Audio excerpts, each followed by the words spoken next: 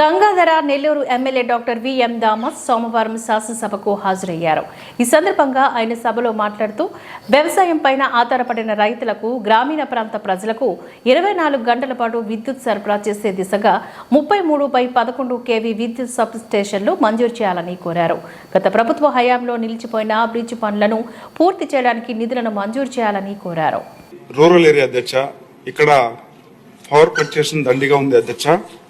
మెయిన్గా చూసామంటే బాలగంగనపల్లిలో ఆల్రెడీ గత గవర్నమెంట్లో టెండర్ వేసి 2 33/11 kV శాంక్షన్ అయింది అధ్యక్ష. ఒకటి వచ్చి బాలగంగనపల్లి అట్ గంగాధర నెల్లూరు, ఇంకొకటి వచ్చి గాజంకి అట్ కార్వేట్ నగరం అధ్యక్ష.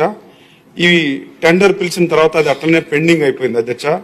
ఇక్కడ ఇది పవర్ సరిగ్గా రావడం లేదు కాబట్టి చాలా ఇబ్బంది పడుతున్నారు అధ్యక్ష. ఇమీడియట్ గా మాకు ఇది శాంక్షన్ చేయాలని చెప్పేసి మీ ద్వారా మంత్రి గారిని రిక్వెస్ట్ చేస్తున్నాను అధ్యక్ష.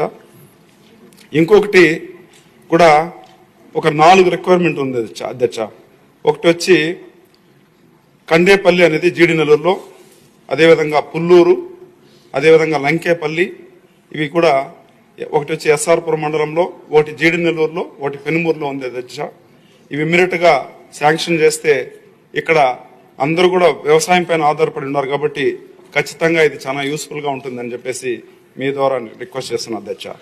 ఇక్కడ మెయిన్ గా చూసారంటే పవర్ ఫ్లక్చుయేషన్ రావడం వల్ల ఈ మోటార్లన్నీ కూడా కాలిపోతున్నాయి.